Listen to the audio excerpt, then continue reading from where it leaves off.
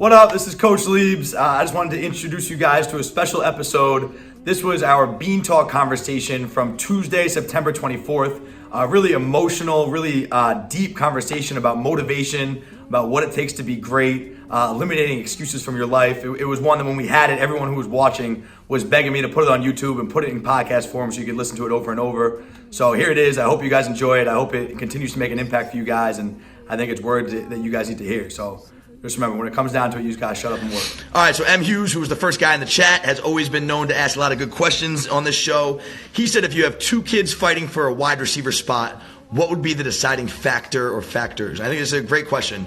I think that the number one thing is like, how well do you do your job, right? Like, I don't play guys based on speed and athletic ability and potential. Like, potential is the worst word in the world. Potential just means that you're not like that good yet, or you haven't fulfilled your potential. You're not rising up to expectations, but maybe one day you will. But like, nobody wants to be the kid with potential. You want to be the kid that produces. And the way you produce on a football team, especially offensive football, right? In offensive football, the only way you have success is if all 11 guys do their job. If one left tackle misses the block, the play's over. If one receiver runs the wrong route, the play's over. If one quarterback makes the wrong read, the play's over, right? So everyone's got to do their job at the same time, all the time. So what I'm going to decide is who does their job better, who has less mental errors, who has a better understanding of the scheme, who plays with more effort, and who just does what I want more. Like that is the secret. That is the secret to the Patriots' success, right? The Patriots cut guys with great talent and great potential all the time. But they have these guys that do. The Patriots want to say that we are the best coaches who ever lived. Me, Bill Belichick, Josh McDaniels, all these guys, we're the best coaches. So we want to put the game in our hands. And to put the game in our hands, we have to have players that are going to do exactly what we tell them to do. Not do their own thing, not guys who run 4.4s or guys who can jump through the roof. We want guys who are going to do what I tell them to do and do it right every time, and are going to play tough and play for each other. Period. So that's what I would look for. If there were two receivers fighting for a spot, who's playing harder on a daily basis? Who's playing harder on a daily basis?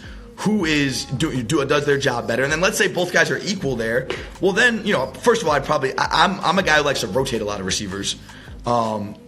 I like to rotate a lot of receivers and keep guys fresh. But if there's two guys, it's going to come down to how you do your job. And then I think it would kind of depend on the play or what we're doing. If one guy's a better blocker, he'd play more in blocking situations. If one guy's a better route runner, he'd play there. So it comes down to how well do you do your job? How much effort are you playing for? How much of a leader are you? Like, all those kind of intangible things. Believe it or not, as long as talent level is about even, it's not talent. Again, Lou, we're not talking about. I'm not making this a show about who I think the best receiver in the league is all day, every day. That's all you guys want to ask.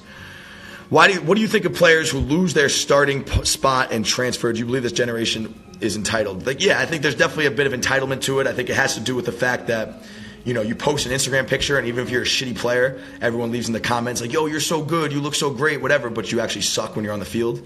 So everyone thinks that they deserve opportunities that they really don't deserve. And then when kids don't know how to be told no anymore, don't know how to handle rejection. And so as a quarterback, like if you're a quarterback and you don't win the spot, I can see transferring, because there's only one guy that plays. But if you're a wide receiver and you don't transfer because you're not playing, you're just soft. There's 4 guys, 3, 4, 5 guys in the field at a time. Fine. Go ahead and transfer down to a lower school, maybe play there. But if you're really about competition and you really think you're the best player out there, you're just going to go strap up and compete. We had a conversation about this a couple times ago with my boy who plays Division I, and he's transferred a couple times and had success. I think that each time someone transfers, it's very individual, and you can't put a blanket response to this. But there are times where coaches just have something out for you, or you have a bad reputation that you can't get rid of, or there's obviously all these other factors. But in general, strap up and compete, and learn how to handle rejection, because it's going to happen. What positions do wide receivers best transition to if they can't find a spot in the rotation? I mean, DB, obviously. I would think would be the first one. DB. Depends how big you are. Depends what your size is, too. But the other thing I would say is if you can't find a spot in your rotation, you better become a great special teams player. Everywhere in America, guys who cannot break the starting rotation at receiver earn their jobs in special teams. You earn respect from the coaches. You earn, game experience, which is going to help you play better later on. And you help your team win, and you prove that you have value to this team. So once you have value in one area, it's easier for a coach to say, hey, you know what, he's probably gonna have value in this area too. So that's a big thing. Special teams for sure. Someone asked, what is the most important trait to be a great wide receiver? catching the football and recognizing coverages so you can adjust your route to different coverages, I think, is probably a big one. But special teams is big there. All right, let's get to another. What'd you say? All right, here's a really good one. My boy Christian C. All right, he said, how many highlight clips are great to have and to send to college coaches? What will stand out? This is a really, really great question. So generally speaking, right, it depends who it is. There are some coaches who watch very little of the highlight film, and they have to be impressed right away, okay? They have to be impressed right away. So you better put your best plays as the first, 2 or 3 plays. You better put your best plays as the first 2 or 3 plays so that they see right away this guy's explosive, this guy's a difference maker, this guy's a playmaker, right? Because bottom line is on a highlight film, you got to prove that you can make plays, okay? But then, how many clips? It doesn't matter how many clips. You can't control how many clips. Really, you should post every good play you make and put them in order of best to worst. But I think as far as making a highlight tape, the strategy is that you want the first 2 plays to be your best plays, your plays that will get someone's attention, and then you want to have some of the fundamental stuff. A great special teams play means a lot to a coach. Blocking in the run game means a lot to a coach. Showing that you're a well-rounded player, showing that you play with effort, and then the simple things, right? Like running a great hitch route, running a great curl route. It doesn't need to be a 75-yard completion. Maybe if you play at Bosco, for example, we play a lot of Division I, 4, 5-star guys that go to Michigan, Ohio State, Alabama. This league is full of those guys. So I have a lot of players who are D2 players, D3 players. Well, if you make a play, if you're a D2 player and you make a play on a 5-star kid going to Michigan, you better post that in your highlight and feel free to say this kid's going to Michigan, and it shows that, hey, I can compete with the best of them. I once had a kid who got recruited because he hawked Jabril Peppers down in high school. And everyone knows Jabril Peppers is. We have a boy at Rutgers that was his highlight. When we played Michigan smoked us, but one of our boys who plays in the CFL, this kid Anthony Shaffey, he hawked Jabril Peppers when Jabril had a big lead, and that shows you that that kid's pretty fast. So I think that listen, Alex Gravitt, again, I don't coach in the NFL. How am I going to know if AB plays in the NFL again? Well, I know just as well as you do whether he's going to play in the NFL again. It's buffoonery around here sometimes. All right, but anyway, so the highlight tapes, get your best plays early, and then show some of the fundamental stuff. In general, right? If I see a receiver that has a really short highlight film, that raises some eyebrows because if you're really a baller, you should have an 8 to 10 minute highlight film. But if you're not, you're not. It is what it is. Highlight films are just kind of the excuse for someone to say hello to you. A lot of the recruiting stuff is determined on things after your highlight film. What kind of a kid are you? How do you handle your business? What are your grades like? Obviously, that's a huge thing is your grades, especially at the lower levels. But if you guys got more questions about highlight films, you can DM me. I don't really feel like I answered this totally well, but I do want to move on to some other things. All right, so here's a really interesting question. Right? So GTG just asked, why do most wide receivers have the diva mentality? Is it because of the influence of pro players like Moss, Bryant? Who's Bryant? Antonio Bryant? Who's Bryant? Oh, Des Bryant? Yeah, okay. Des Bryant, Ocho Cinco, Terrell Owens. Or what about the position fuels this mentality? This is a really great question. So here's how you... So the reason why receivers are divas, okay, and they want attention is because as receivers, you have zero control over whether or not you get the ball. Right? You have no control. Even if you're wide open every play. The O-line has to block. The quarterback has to throw a good ball. The coach has to call the right play, right? It's the only position in football. Obviously, offensive line never gets the ball, but they can do their job all the time. Our job as receivers is to catch the ball and make plays. But yet we have no control over when that can happen. So I think that's why receivers, just it's human nature, become attention getters because, you might only get the ball in your hand 5 times in the whole game. There's 70 plays running the game and you have the ball 5 times. So you're going to want, if you only get 5 opportunities to show that, hey, I'm here. It's not like you're a running back getting 25 carries. You're not the quarterback who touches the ball every time. You get 5 to 7 to 10 opportunities a game. So I think inherently that makes you kind of freak the hell out and want to be flashy and want to promote yourself and want to show that, hey, I'm a good player, pay attention to me. It's just human nature.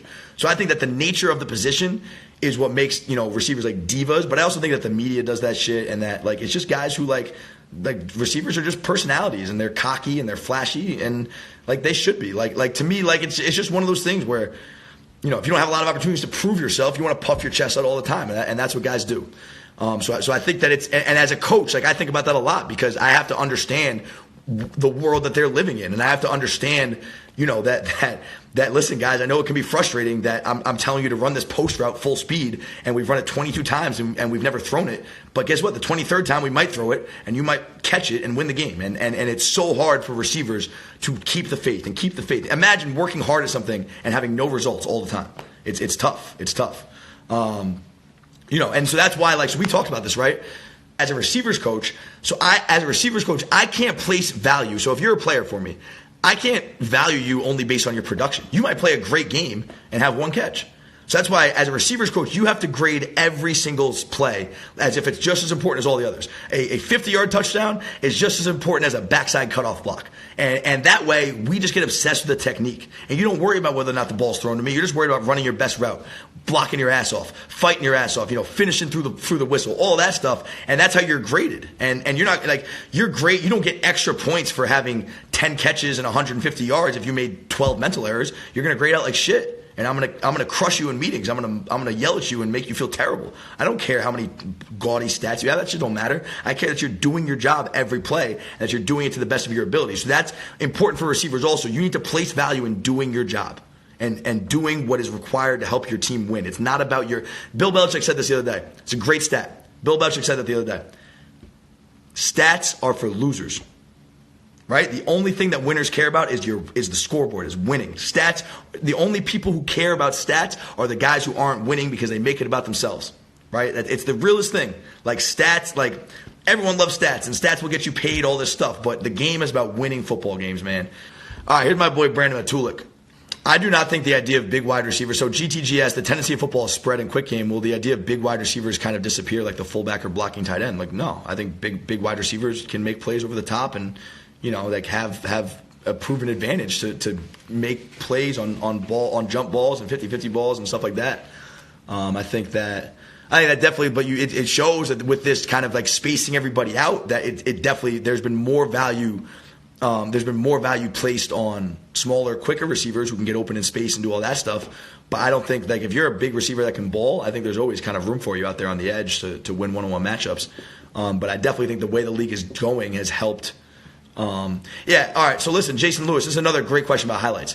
I think 65% of my highlights are knockdown blocks. My team doesn't pass the ball that much, but when we do run our pass plays, I try to run them 125%. That's all you can do, right? Again, you have no control over when you get the ball, what your highlights are. So just post what's great and then go to camps and ball the hell out and build relationships with the coaches. Guess what? Newsflash. Coaches want to recruit players that they know personally. I don't want to recruit a stranger. I don't want to recruit some face or some name on a piece of paper. I want to recruit a human being who I know and can connect with and that I'm excited about coaching. If I'm not excited about coaching you because of your personality, I'm not going to recruit you. So it's not all about highlight tapes. It's about the way you handle it. You have to promote yourself. This is your business. This is your livelihood. You better go promote yourself and believe in yourself, because if you don't, then nobody else will. So so again, if you're part of a triple option offense, there's nothing you can do about it. Just go block your ass off and show that you're the hardest working guy on the field all the time, and there'll be a spot for you. And if you're one of those kids that says, "Oh, I'm getting screwed over. I'm a D1 talent, but I don't have any D1 offers," guess what? You're probably not a D1 talent. And if you are, go to a D2 school and prove it then. Stop shying away from competition. If you're really that freaking good, then show up and compete and ball so hard that you have to get a D1 offer. But no, everyone's afraid of that. They just want the easy handouts. They can post it on Twitter and get 323 retweets and feel good about themselves for a second, but really you suck. Listen, if you're a baller, show up somewhere and ball. And if you're really that good, they'll find you. Period. They don't miss players nowadays. They got 7,000 scouts on every team in America. They don't miss players. If you're not getting overlooked, it's because you're not that good. Or because, you're stuck in some situation. But then go somewhere where you can go ball and put plays on tape, and then you'll get an opportunity. But everyone wants to look for this immediate gratification. Just work. It ain't that hard. Just work. Go bet on yourself. One of the best players I ever coached turned down 7 scholarship offers to go walk on at Rutgers. And he's going to play in the NFL, and period. There's Turbo Taylor saying that, period. 5'8", 175 pounds, just got 3 touchdowns on Monday Night Football. Period. That's it. No one believed in Taylor Gabriel. No one said Taylor Gabriel was going to one day catch 3 touchdowns on Monday Night Football. Everyone overlooked him. He went to a D2 school. He didn't complain. He didn't bitch. He didn't whine. He just fucking worked all day until it was undeniable. Until he just just signed a $30 million contract. But all you guys want this immediate gratification so you can post on Twitter and the girls can like it and you can feel good about yourself. No one fucking cares. Nobody gives a shit. Like, nobody cares. Nobody cares that you got some D1 offer and you can put it on Twitter. Like, go show up and ball. Guess what? Most of you guys who do that, you show up and you never play because you suck. Like, period. If you're really that good, just compete. That's what this game comes down to. That's what life comes down to. I'm not out here saying, you know, all this stuff like, hey, Sideline Hustle's this. I work my fucking ass off at this every day. I work 20 hours a day every day. I go to bed at 2 a.m. I wake up at 6 or 7 a.m. every day. Period.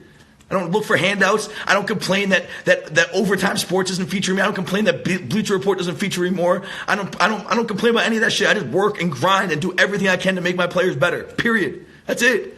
And if I don't do it, if it's not good enough, then I work even harder. On my way here, I had 3 conversations with 3 guys in the NFL playing fucking therapist. Is that fun for me? Like, no, but I'm going to do whatever I can to make my players better. That's it. Is that something I need to promote? Is that something I need to show everybody? That's something I need to put on Instagram? Like, no, nobody needs to know what goes on behind the scenes. Nobody needs to know what you're doing in the dark. But eventually, this is a results-based business. This is based on results, period.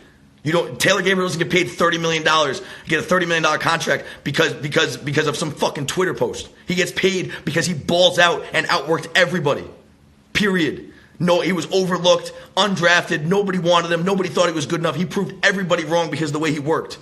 Like, that's it. And I know plenty of guys like that. Juwan Winfrey, who should be on tonight, went to Maryland, got kicked out. He got in trouble, was at a junior college, came to Colorado, tore his ACL. He wasn't looking for a handout. Nobody in America had Juwan Winfrey drafted. Nobody in America had Juwan Winfrey on their draft boards. But guess what? He got drafted over college All-Americans. He got drafted over Kelvin Harmon, who was supposed to be a third-round pick. He got drafted over DeMarcus Lodge, who was supposed to be a third-round pick. He got drafted over who's the dude from Nebraska? My boy coaches him. He was a great player. He got drafted over Stanley Morgan from Nebraska. Like, there were so many guys that were better college players than him, but he just worked and perfected his game and showed up at these tryouts and was the most polished receiver out there with the best hands in the draft. And that's why he got drafted, because of the way he worked, and he was a professional at a young age. He wasn't, guess what, when he was at Coffeyville Community College playing against a bunch of scrubs, he wasn't worried about what was on Twitter. He was worried about feeding his family. Feeding his family with the game of football. I'm feeding my family with the game of football with what I'm doing right now. I'm not looking for a handout. I'm not looking for an easy route. But all y'all want to sit here and say, oh, why coaches are overlooking me this. Shut up. Just shut up and compete. Like, that's it. Nobody's overlooking you. You're just not that good. And if you are that good, then go to another place and prove it. I got a kid, Carl Nagadosi, 6'7", should be playing in the league. Just got offered a CFL contract, right? He was on practice squad with the Eagles all day. Just got offered a CFL contract. He's debating, should I take it, should I not? Go take it and go ball out. And if you're really that good, the NFL teams will find you. But if you ball out and you're not that good, then you're not that good. That's it. Like, that's it. This shit is not complicated at all. Life is not complicated at all. People don't get screwed over anymore. I mean, yes, they do in life. Don't get me wrong. But you have the internet nowadays, right? Like Gary Vee says this shit all the time. I don't care if you come from the slums. I don't care if you come from the hood. I don't care if both your parents died when you were young. Like, it don't matter. Like, you can make something for yourself if you just put your head down and grind and stop looking for all the things that are coming against you. Like, yeah, if you grew up, if you grew up a minority in this country, your life is harder. Yeah, if you grew up without money, your life is harder. But, like, there's plenty of examples of people in your exact situation who made it out through work, through hard work and positivity and faith. Like, period. Period. Like, that's it.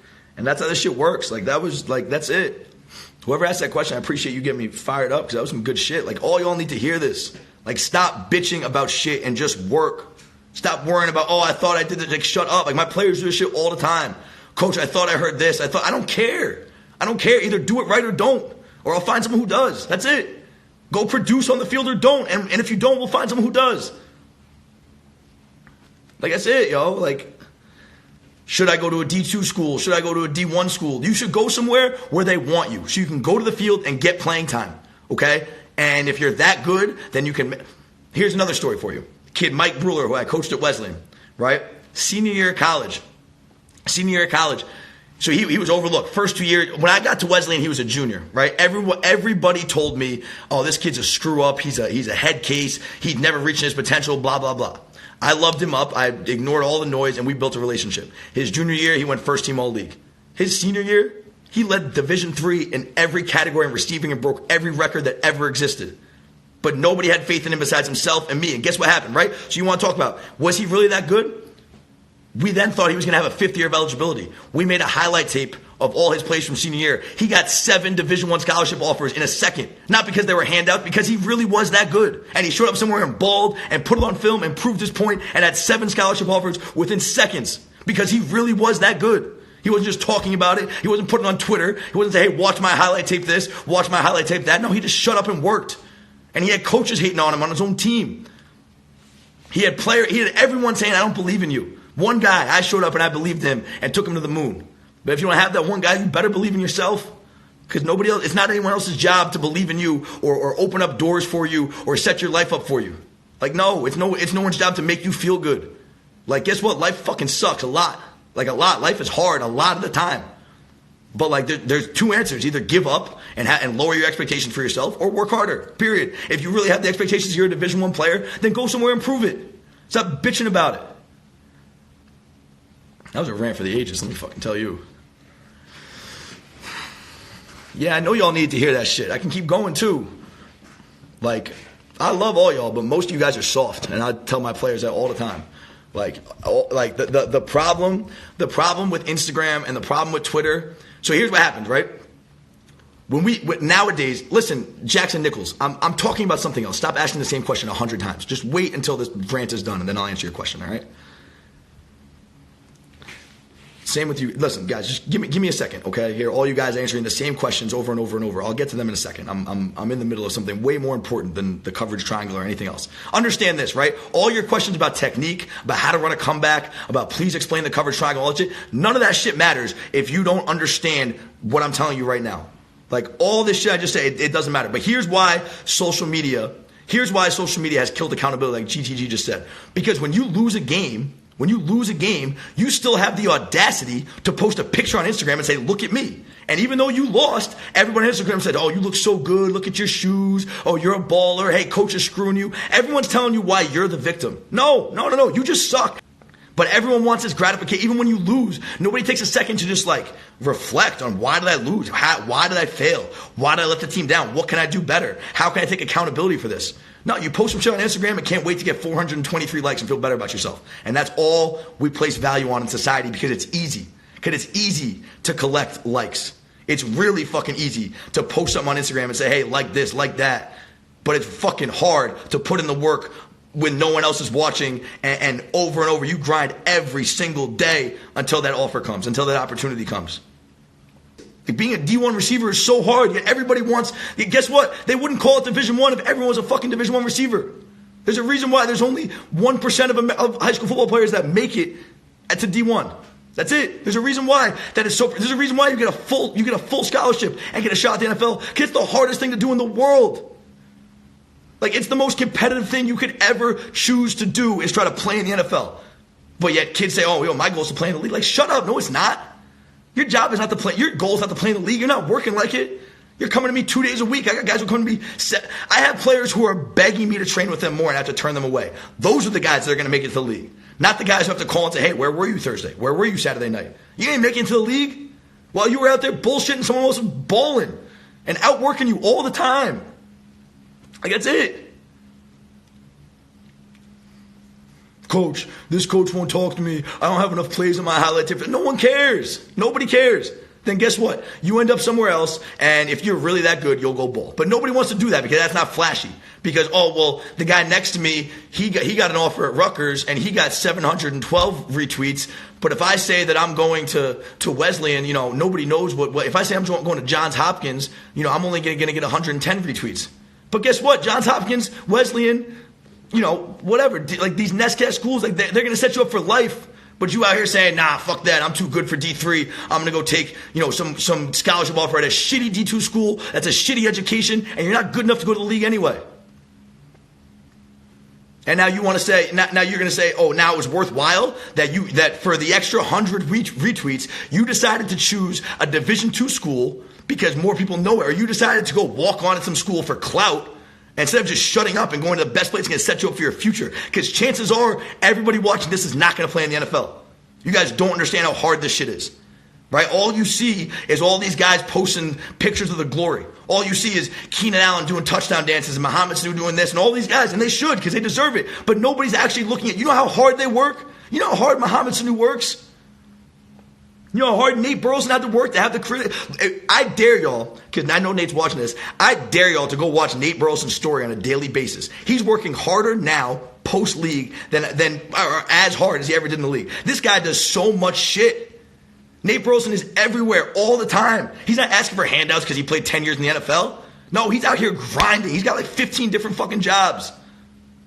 It'd be real easy for Nate Burleson to show up at ESPN and be the NFL game day, commentator and make a smooth $500,000 a year and call it a life. This guy is trying to change the world. That shit is inspiring. I watch that shit every day because I'm trying to keep up with him. Stop looking at all the flashy shit and how many likes somebody has, and why don't you go comment on an NFL player's post and say, hey, what did you do to get here? How many hours did you work? What was your workout regimen? That's what this platform was built on, to give you all that kind of information. That's what I'm here to do, is to give you all that kind of insight. That's what we do every day. But sometimes you all got to stop with the bullshit and realize that you just need to shut up and work. And the fact that there are still people commenting bullshit on while I'm going through this rant saying, how do you run a comeback? Like, you don't get it. It's not about that. It's not about what step to take. It's not about how deep you're running. It's about how you play the game, how you approach your life on a daily basis. Like, when you guys ask me questions like, what separates this receiver from that receiver, right? I know that you guys want me to say, oh, speed, oh, this. No. What separates this is the way you approach your life on a daily basis. Are you committed to being great every single day? And guess what? If you have 5 days where you're not, there's somebody else out there who has 5 days where they are committed, and they're going to beat your ass when it comes down to it. Like, that's it. That's it, bro. Out here sweating and shit. I appreciate you guys, and I'm glad you guys are listening to this shit, but like, you guys really need to take this to heart.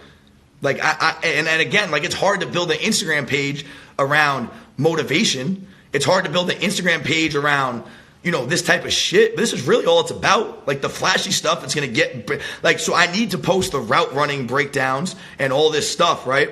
I need to post that stuff so I have the platform to spread this message. And that's the goal. And now finally, I feel like I have done enough where I can really start to speak. I feel like I'm important enough. Like, I don't know if you guys noticed, I didn't do this shit for the first 2 years. Anyone who's been following me that long. I waited until I had proved something to myself. I waited until Mohamed Sanu believed in me enough that I was his trainer.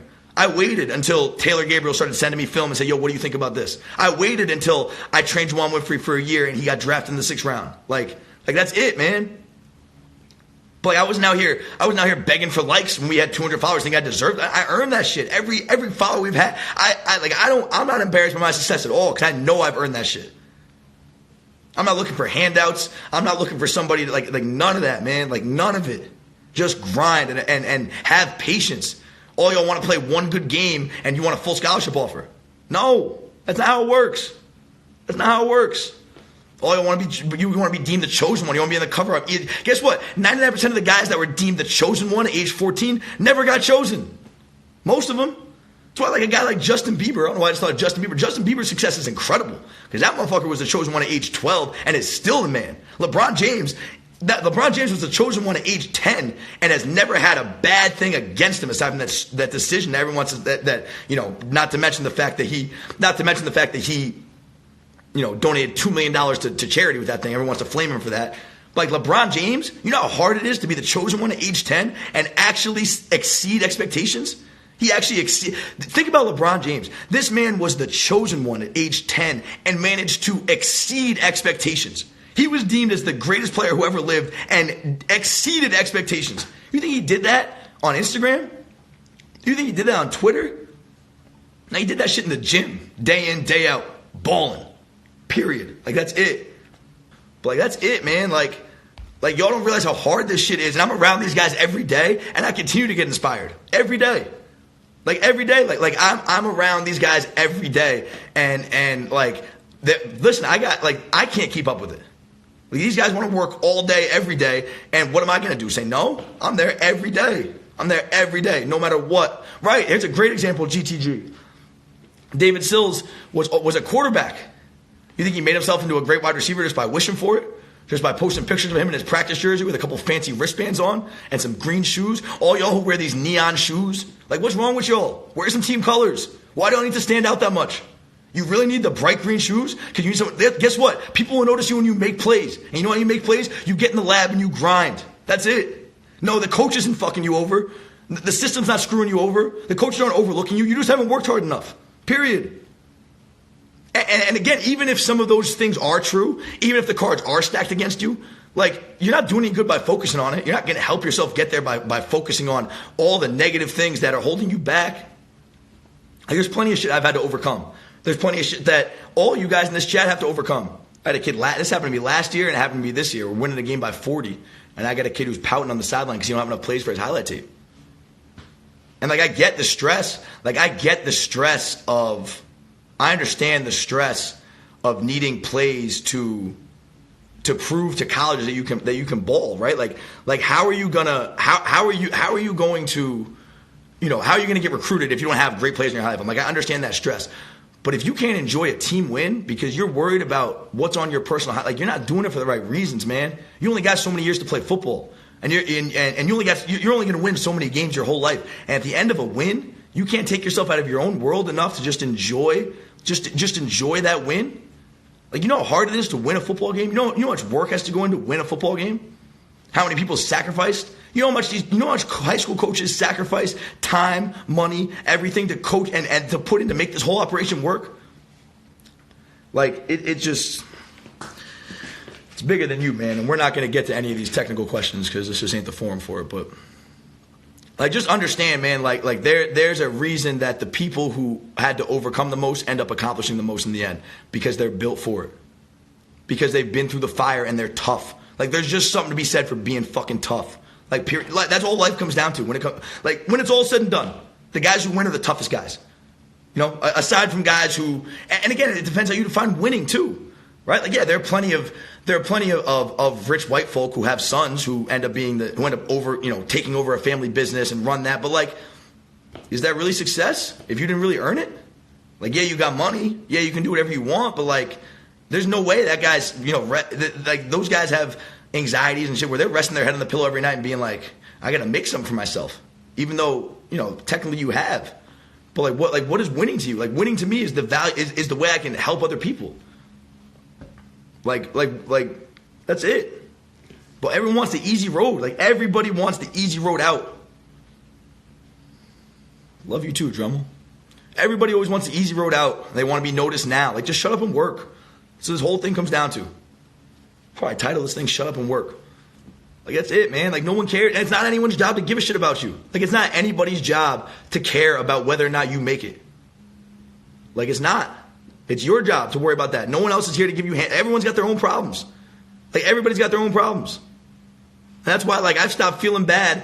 I stopped feeling bad when I come on this show and, like, start ranting and yelling at you guys because, like, I don't really give a shit. Like, I just, like, whatever. Like, I'm just being genuine. I'm being honest. And in the end, like, it all plays out the way it should. As long as every night I rest my head on my pillow, I can say I did everything I could to further myself and further my family. Every night. And if I don't, then I don't go to sleep. If I don't feel like I've accomplished enough, then I just don't sleep. But I'm not pointing fingers and saying, hey, he's screwing me this, he's screwing me that. Like, it don't matter, man. Like, if you just work and have faith, like it will work out. Just keep fighting. The only people who lose are the guys who don't, like, who just give up and who feel bad for themselves. Like, it's easy to feel bad for yourselves. And I feel for people who have it much harder than me that might be looking at me and say, hey, easy for you to say. And I feel you with that. Like, there's a lot of people that have it a lot harder than me. There's a lot of people that are overcoming much more than I've ever had to overcome.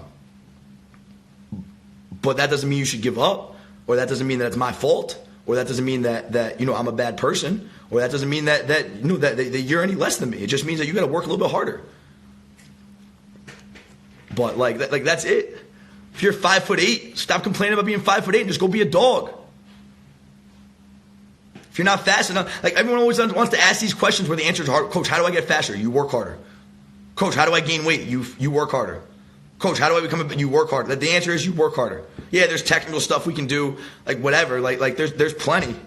There's plenty. And exactly, like, GTG's like, I'm going to do my best to outwork you. That's how it should be. That's incredible. The fact that I can actually showcase my work ethic and share to you guys a little bit about, I don't even consider myself successful at all yet. I'm not even close to successful. I've barely made a dime my whole life. But I do feel successful in the sense that I know that there are 100 lives that I've changed. I know that on the way here, Carlton Agudosi called me, Juwan Winfrey called me, Christian Dremel called me, and I changed their life. I did what I could in that moment to make their life better. That was a success. But me, like, I haven't accomplished what I want to accomplish yet. But yeah, it's great that I have a platform now where I can share to you guys like what I'm doing on a day-to-day basis, and you should try to outwork that. I told you, that's what I see Nate Burleson on Instagram every day, and Nate stops by games, he stops by practice, and I look up to that guy, and I try to outwork him every single day. Because guess what? If I fall short of that, things are still going to work out pretty good. And if I'm able to somehow surpass where he's at, then what a blessing. And what a blessing it is for him to know that he inspired me to get there. But instead, all y'all want to compare yourself and feel bad. Yeah, it'd be easy for me to look at Nate or someone like Nate and be like, oh man, I wish that was me. But I haven't put enough work to be Nate Burleson. I didn't play 10 years in the NFL. I'm not working 15 different jobs right now. Like, just really look yourself in the mirror and ask, like, are you doing enough? 99% of y'all are not. Like, that's it. Like, are you doing enough? Like, probably the answer is no, to be real.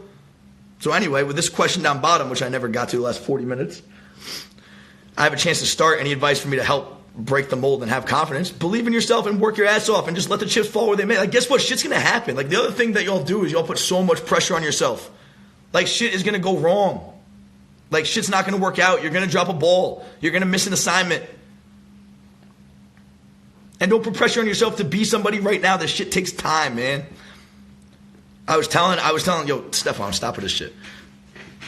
I was telling Dremel today, my boy who plays at Rutgers, and I was just like, yo, for 2 years, 2016, 2017, right? I started this business in 2017. I left Rutgers in 2015, right? I left Rutgers. I was the youngest coach in the Big Ten. I was probably a year away from getting full-time job offers in Division I. I started to have some interest. I had some people kind of contacting me like, hey, I want to see you here, I want to see you there, and like see where things go, right? Probably if I had waited it out for another year or two, I'd be making six figures coaching football in college.